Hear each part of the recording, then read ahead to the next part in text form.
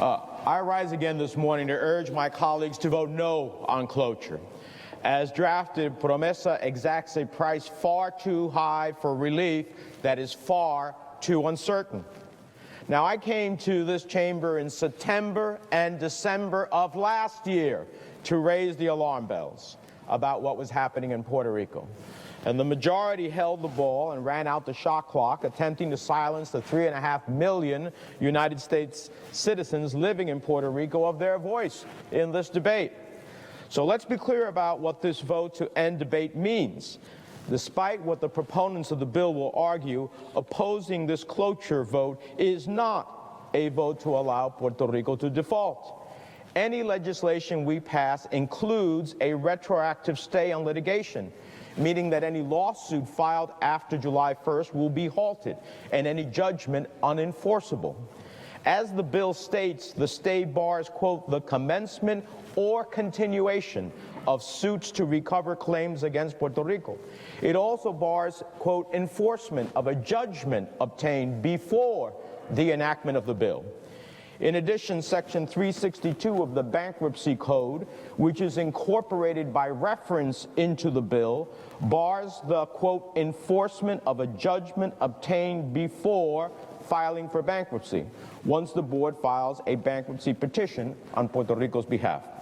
So even if the hedge funds win a judgment before the stay is enacted, the judgment cannot be enforced. And once the debt adjustment plan is confirmed, the judgment can be discharged. And as the Third Circuit Court of Appeals held in 2012, this is the circuit that has jurisdiction over Puerto Rico, quote, even if an injunction is not a claim for the purpose of the bar against commencement or continuation of claims, any action to enforce is subject to the stay and cannot proceed without relief from the stay. So I repeat, any action to enforce an injunction is subject to the stay and cannot proceed without relief from the stay.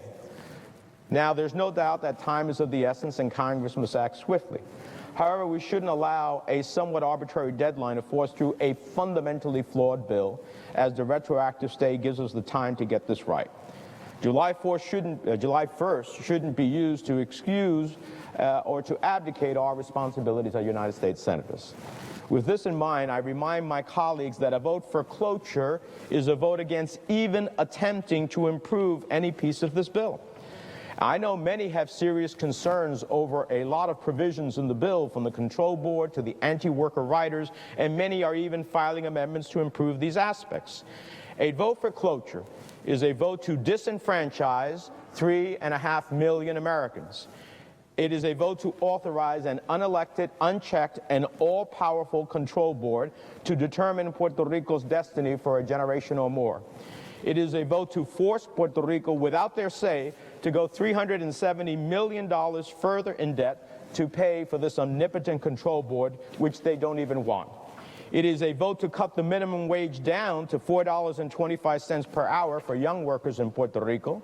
It's a vote to make Puerto Ricans work long overtime hours without fair compensation. It's a vote to jeopardize collective bargaining agreements. It's a vote to cut worker benefits and privatize inherently government functions. It's a vote to close schools and shutter hospitals and cut senior citizens' pensions to the bone. It's a vote to put hedge funds ahead of the people. And it's a vote to sell off and commercialize natural treasures that belong to the people of Puerto Rico. A vote to fast-track projects without a careful consideration of the environmental and health impacts. And most of all, it's a vote against even attempting to fix these serious flaws.